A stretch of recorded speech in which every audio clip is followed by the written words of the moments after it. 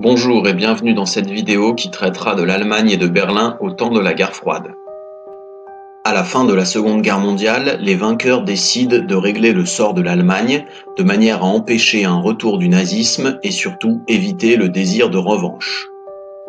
Ils occupent le pays et le partagent en 4 zones d'occupation. À l'ouest, les Français, les Britanniques et les Américains. À l'est, les Soviétiques. Berlin, la capitale allemande, est située dans la zone d'occupation soviétique, mais elle est elle aussi partagée entre les 4, selon le même principe que l'occupation de l'Allemagne.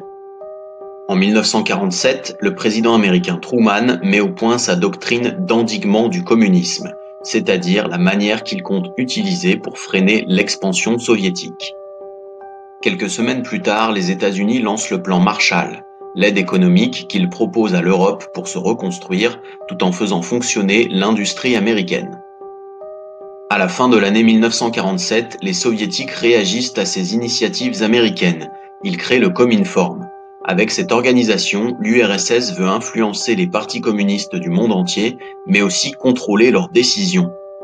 Au même moment, Andrei Jdanov, un responsable politique soviétique, répond directement à Truman.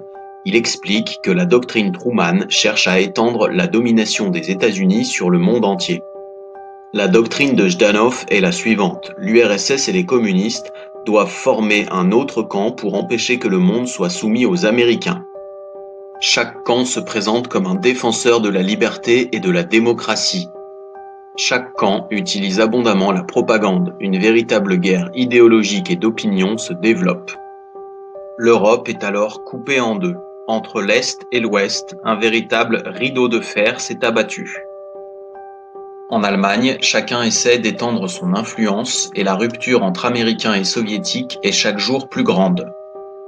Les États-Unis et leurs alliés veulent créer une Allemagne de l'Ouest, un État indépendant du territoire contrôlé par les Soviétiques à l'Est. Cela doit permettre de faire barrage à l'expansion du communisme. À partir de juin 1948, pour protester face au projet américain de créer un État indépendant en Allemagne de l'Ouest, les Soviétiques réalisent ce qu'on appelle le blocus de Berlin. Les Soviétiques bloquent toutes les communications terrestres avec Berlin-Ouest aux mains des Occidentaux. Ils espèrent ainsi les forcer à se retirer de la capitale allemande et prendre le contrôle total sur Berlin. La riposte américaine ne se fait pas attendre. Un pont aérien est organisé depuis l'ouest de l'Allemagne pour approvisionner Berlin-Ouest. Pendant près d'un an, 1,5 million de tonnes de marchandises sont envoyées par avion vers Berlin-Ouest, nourriture, charbon, médicaments, etc. En mai 1949, les Soviétiques abandonnent le blocus. Les accès terrestres à Berlin-Ouest sont rétablis.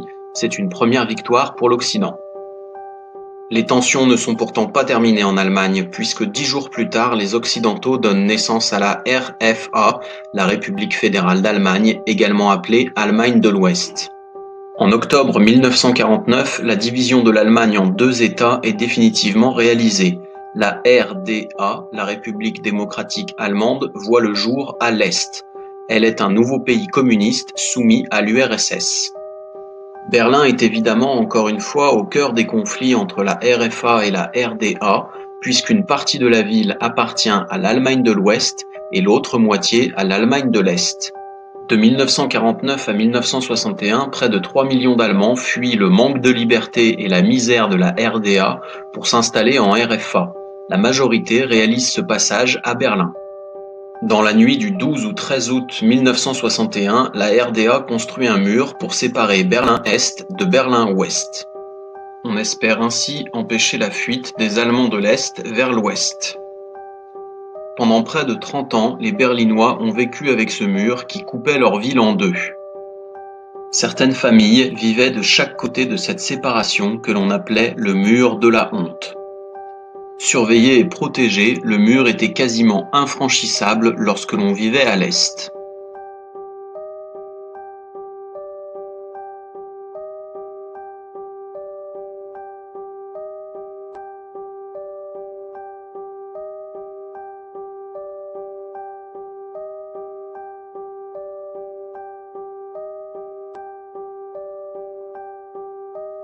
Berlin et son mur étaient devenus les symboles de la guerre froide, les symboles de l'opposition entre les États-Unis et l'URSS, entre l'Ouest et l'Est.